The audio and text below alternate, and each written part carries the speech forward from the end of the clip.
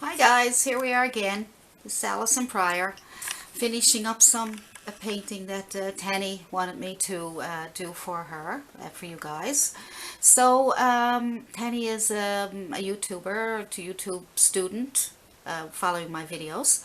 So I'm going to try my best to get that little house drawn for you. So, oops, sorry. I'm going to take some chalk. So you can take, if you got, I got blue chalk. So I should have got a different color before I started the video, but of course not. So I'm going to do this. This here is a charcoal pencil, charcoal white. I love it. So you can take this and you can draw out your house. So your house looks like this. This is the painting we're going by. Okay, this is the one that Tanny wanted me to show how to do it. So we're getting there. I put a little bit more color in the background there. It's not on this, but you don't have to have it. Just make dark green bushes. Now that little house right here, we're going to try and do one. You can make different shape houses. It's up to you. So I'm just going to lay that down here, and we're going to draw it. I started to draw it so I would save you time. So I'm just putting my roof over here, just a straight line. And let's see if you can see that. And then a straight line, and then a line diagonal out to the right, and a diagonal line out to the left. Good. And then a line coming down from the outer edge, and a line coming down. Now, that's simple. And then you just take these two lines and come over for your roof. Now, it's not straight, but I'll straighten it up when I paint it, okay? So there's your little house. And now you can decide where you want your path. So your path comes down from the house. And it's coming down. So you make a decision where you want your path. And you can probably draw. So we'll just take this. And we'll draw a line where the house, the door is going to be here somewhere. So we'll just take the path, start off the size of the door, and then you come down, and then as you're coming down, you can bring it right over here, right over. And then this other side path can follow down and widen out a little bit at the bottom, like that. Okay, good. So now let's see what we can do with our house. So it looks to me like we need a red roof. So get a small flat or a small flat brush. That's actually a filbert brush, but I'm going to get a small flat brush. And you want it to be chiseled edged. Maybe this one might be better. And if it's chiseled edged, that's even better. So this is a synthetic. And what you're going to do is take some red paint. And we're going to add a little bit of brown to the red. A bit of brown, a bit of red. Okay, that will darken up your red a little bit. So we can make it more opaque. Okay. So just put your brown, your reddish color on there. Now you can have any colors you want. Okay, you don't have to be exactly like mine. And just bring it over. And with your chalk, that will help guide you, keep you inside the lines and the edge and over. Now we're going to need a couple of coats, so we'll just do that first. Okay. So work on your roof. And you need to shape it up or anything like that. You can do that as you go along. As you can see, I have a little hard time sometimes, but I'm not going to worry about it. I can always go back and do some more work with it. Now I find that my roof is not quite as nice as this one, so why don't we bring that line down a bit further? How's that? Let's bring that line down a little bit further, maybe down to here. If that don't work, we'll go back and bring it down further, but that should do it. So let's see. There we go. Okay, let's try that. So I'll go back for some red and brown. Red and brown. There we go, red and brown. It can be burnt umber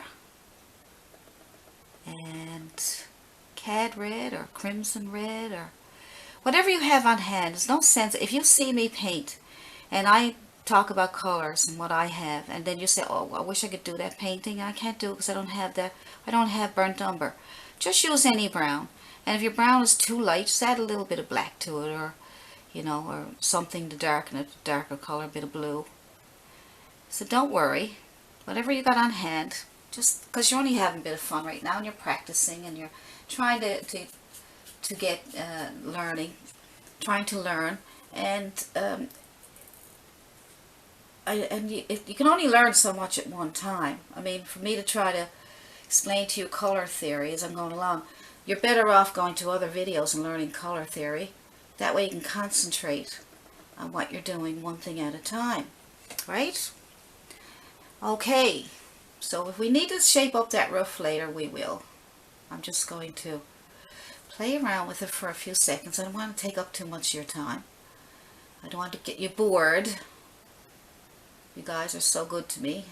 All those beautiful comments. I read them and read them.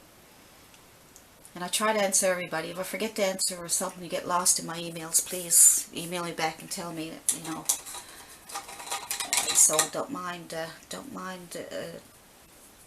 emailing me and reminding me that I didn't email you or something. So let's go with some white down there on the bottom of the house. Like I say, you can have your roof even more. I'm going to add a little tiny bit of blue to my white. Just because. I might even add a little bit of red. I don't know, I'm just playing. So, it's a bit too much red, so I'm going to add a bit of white. Goodness gracious, what am I doing? Now you can see through that, okay, because the green is coming through. That's why sometimes it's better to do your house first, but then you have to work around it. But so if you feel that you're not getting, if you got to go over the colors several times because you can see through it, then you can also paint your house first, put some tape over it so the paint won't go into it, and then paint around it. I probably could show you that sometime. So I'll let that go there like that, and then we'll do the path while we're waiting for that to dry. So you move on whenever you're waiting for a part to dry and you don't want to dry it with a hairdryer. You don't want to be getting up all the time and drying it with a hairdryer. Just move on to another piece until it dries, because acrylics are really fast to dry, so you don't have to wait. You don't have to wait very long. Okay, so now for your path, let's see if we can get something of that color. So that color there on the path, we're going to look at the underpainting first. And the underpainting first is, we'll say brown and red. Brown and red and a bit of blue. Okay, a bit of brown, a bit of red, and a bit of blue. And a bit of white to brighten it up a small bit. Okay. That'll be just the start of our path. We'll be putting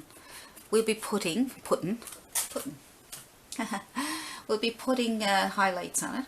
So take your brush, your flat chiseled edge brush, and just go back and forth like this.